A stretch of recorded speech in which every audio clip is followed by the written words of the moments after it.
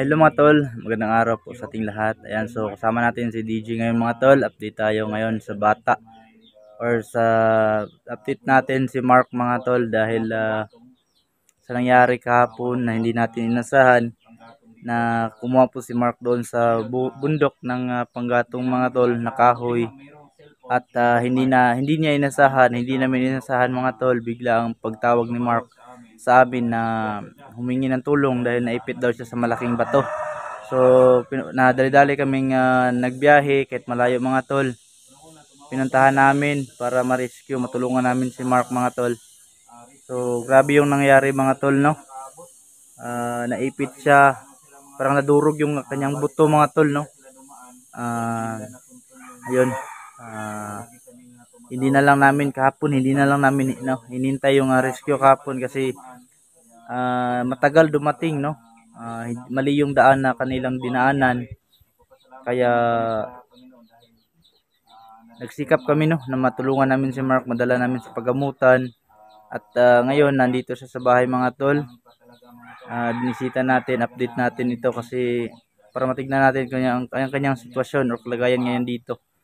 So ayan, so binisita natin at sana, no, maging okay na siya, no, sa kanyang kalagayan mga tol, kahit may sugat siya sa kanyang may sugat at parang bali talaga yung nangyari kahapon. So yun mga tol, at update lang po ito sa bata or yung nakita natin kahapon, yung pamangkin ko, no, update lang ito kay Mark, yung pamangkin ko. So tara mga tol, pasukin na natin yung bahay nila, tignan natin yung kalagayan ni Mark. Ito ba yung aming sinakyan kahapon, yung bangko, sira na yung bangko, yung upuan, sira na, tapos ito lupin. tapos yung ganito, marami nang sira yung ulo. Ito yung ginagamit namin. Ano pa to? Utang pa to guys. Utang, hindi pa nabayaran. Hindi pa nabayaran. Malaking tulong na. Dahil Tulong na to guys. May pag-explore. Ayan o. Pag-rescue kahapon. So pasalamat kami itong motor na ito dahil nagamit talaga. Nagamit talaga. Sa pag-rescue sa pamangkin ni Jerome. Ayan. So yan. Bago tayo mapasok mga tol, gusto ko lang po magpasalamat sa mga solid supporters natin, mga silent viewers natin dyan na palaging nakabang sa ating mga video. Si nanay. So ito guys, ito yung pamangkin ni Jerome, si John Mark. Tol, kumusta naman ka tol? Ha? Laban lang yun. Buwan, luya kay. Ayan mga tol, yung kanyang nasugat kahapon. So ito yung ano niya, bali na nasulod sa bato, naipit yun. O naipit. So ito yung naipit sa bato guys. So may bati naman tol. Sakit na po. Ha? Sakit na po. Paglisod ka kuan no. Yung saon man na tol ng kuan. Unong yung eskwela. Unong na dyan eskwela ni. Yung kuan nito, mama nito. Agor nagtrabaho. Mano gito? Ha? Trabaho yung mama? kaon na yung pag-eskwela. Buhat na lang ka kuan, buhat na lang ka og kining usa ka na ay dili po na resignation. Sa eskwelahan. Parang Absent. Later. hindi excuse Excuse later. later. O gagawa ka ng excuse later para ano Makaalam. tapos mag-picture ka sa sarili din. Ano mo sa picture. Kita mo sa teacher mo At least para may excuse ka doon. mm, So ito guys, hindi lang magtaka. Grabe yung dinanas. Tingnan mo. Sige daw, tindog. Kuhan lagi daw. Sige daw. Alag pilitag dili gyud. Yung mga tol yung sitwasyon ni John Mark.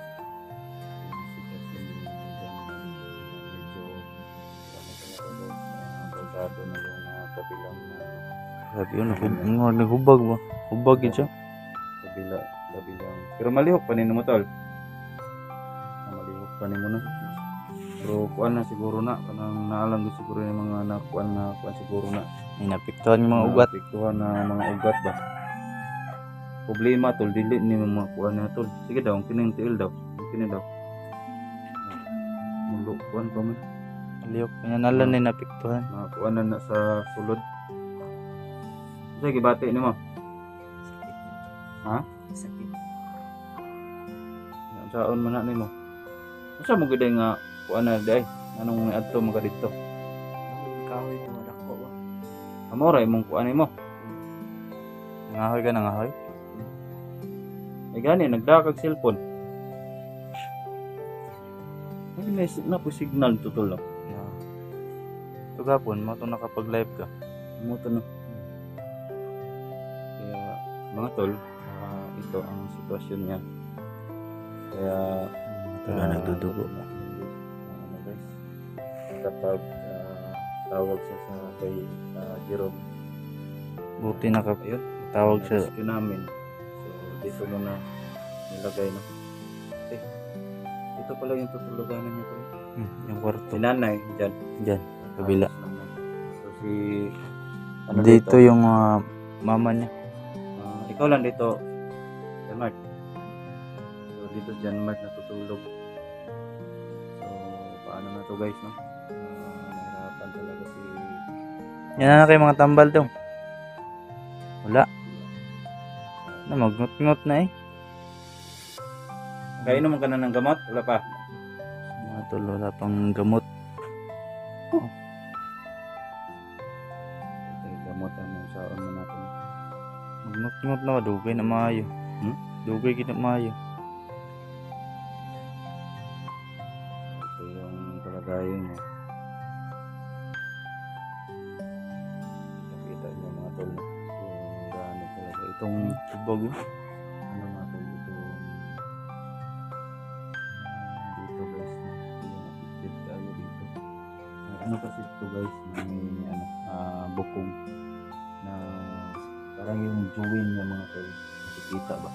Pero kung i-focus natin to dito, bawal kasi sa YouTube yung dugo. So kung i-focus natin to dito sa kanyang juwin, kasi yung juwin natin parang ganito mga tol ba. Tapos yung bukog nakita, bali napaknet ba? Napaknet. So yun po ang nangyari. Siguro hindi ko alam kung sa ano dito guys, sa ilalim talaga. So dito, buti nga hindi na talagang tawag nito tol, nabali. Nabali. So yung juwin niya nakita lang dito guys. So medyo matagalan to medyo matagalan to ma-recover. So grabe yung damage. So ayun, gagawa ka na lang ng excuse letter sa eskwelahan mo. Yun lang ma-advise ko sa iyo. Gawa ka ng excuse letter tapos Para makaalam yung teacher mo. o para malaman. Pero paano na yan? Pero yung ano mo dito, yung isang tiil mo, okay naman. Pero dito lang. Grabe. Kaya nakatawag na yun. Kung wala, maabdan sa gabi dito ba?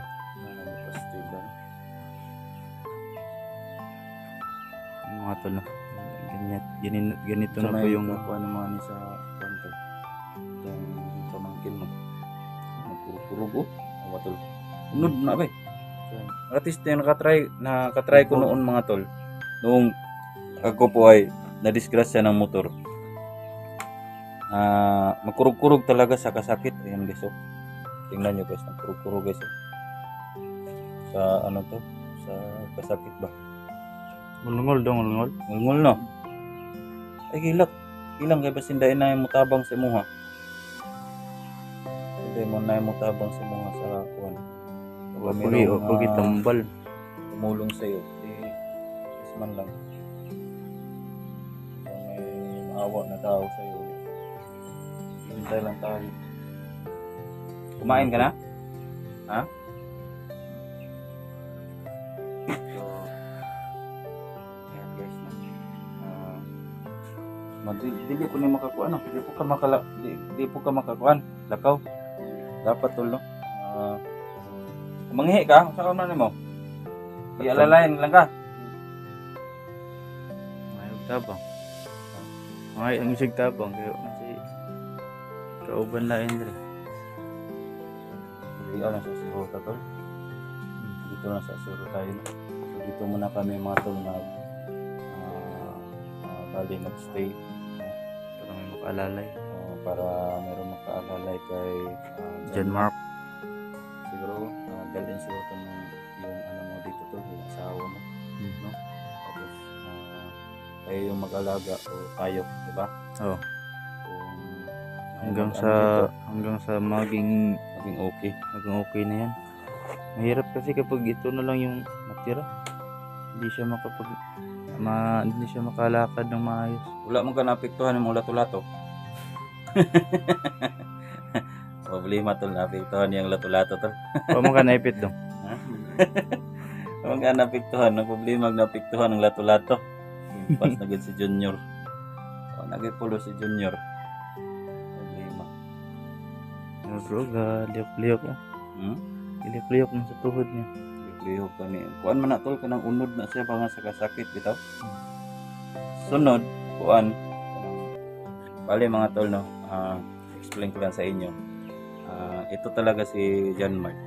Ano to dito guys? Siya lang po yung kumukuha ng panggatong dito sa kabundukan. Siya yung tumutulong sa kanyang Magulang. kanyang nanay. Kumukuha ng panggatong. So hindi talaga inasahan ang disgrasya talaga. Kahit saan ka, meron talagang mga disgrasya na hindi mo inasahan. Surprise talaga yan, no? Kaya isipin natin na ang buhay natin habang buhay po tayo is kailangan tayong manalangin sa Panginoon. Hindi natin alam kung kailan tayo madisgrasya o tupunin. Walang pinipili yung disgrasya, mabata ka man or anong estado mo sa buhay, basta panahon na hindi natin naasahan. So, yun. Yung mga tol, no? Sobrang hirap Mark, ng kalagayan ni John Mark. Dapat makatabang sa ko. Dapat matabang sila. Ay, bilo. Ano pa? Minto. Makatulong. Tabang sa tulong sa Panggamot. tambal. Yung ano to. Yung mga tol, no? Panggamot, no? Oh. Kailangan talaga yung panggamot. Tapos Ngul-ngul good na gulay tambal. ngul-ngul na kung ulay tambal. Ngul-ngul kayo na. Ngul kayo na. Dapat na kay may pinamik o gumoksisilin ano. Yung na mo. Katod yung mga branded tool ba? May branded ng mga kuha ni tambalan. Isa lang kayo nung manipik dayon. Kung pwede pa lang tol, no? Kung na pa lang tayo kwarta. Kung dagko pa lang tag sweldo sa YouTube. Kayanin mo natin to kung malaki lang yung sahod natin sa YouTube. Pero sa ngayon, medyo maliit pa yung sahod natin sa YouTube. Kaya pati din kami, mahirapan din sa pagtulong. So minsan, umabot yung ano namin, yung sahod, 3 buwan pa. Kasi hindi kami makalikom ng $100 kung minsan. Kaya mahina yung views namin kung minsan. Kaya, ayun, ang nangyari.